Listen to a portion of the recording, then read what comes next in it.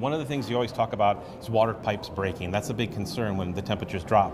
So, not a myth. No. And we're going to show it right here. So okay. What we're going to do, we're trying to do this live right here. Hopefully it breaks in our segment. I have filled this cast iron elbow all the way with water. So there's no air bubbles in there. It's just completely water. Inside this white container, I have liquid nitrogen. It's 320 degrees below zero. So what I'm going to do is hopefully replicate what could happen in extreme weather by dropping this in, and we're going to let it cool down behind this polycarbonate shield.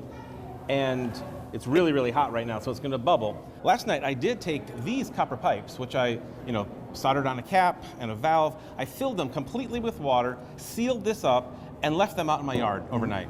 And this is exactly the kind of thing you're worried about, right?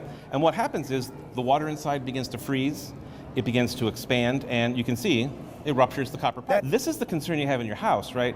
What happens is, if this part was exposed where my hand is, ice begins to build up. It begins on the outside and begins to close in and forms a plug. And then that ice begins to move laterally. Mm-hmm.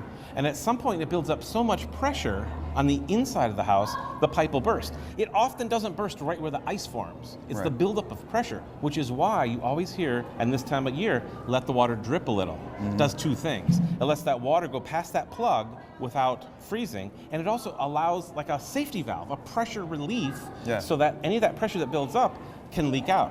And really just a drip is all you need. I was going to say, keeping the cabinets open to get a little bit of airflow through there, not an old wives' tale by any stretch. No, not at all. Talk again a little bit about what is in. This is another example of what you put into the very cold liquid nitrogen. But talk about what is inside. Yeah, so what I did, I took this cast iron elbow, put it in a 5-gallon bucket, filled it up completely, including the caps, so there's no air inside.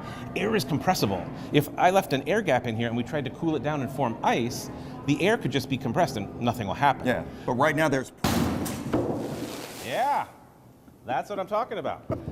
So, that's why we're behind the shield. You okay? I'm fine. Okay, excellent. I think it made my phone go off. So there you go. Now, this was a minor sort of rupture. This was catastrophic. Yeah. I mean, that whole thing, I don't even know. Oh yeah, we can fish it out here. Does it exist anymore? It does.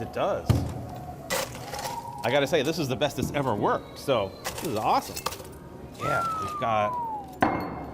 So that's the power of that expanding ice.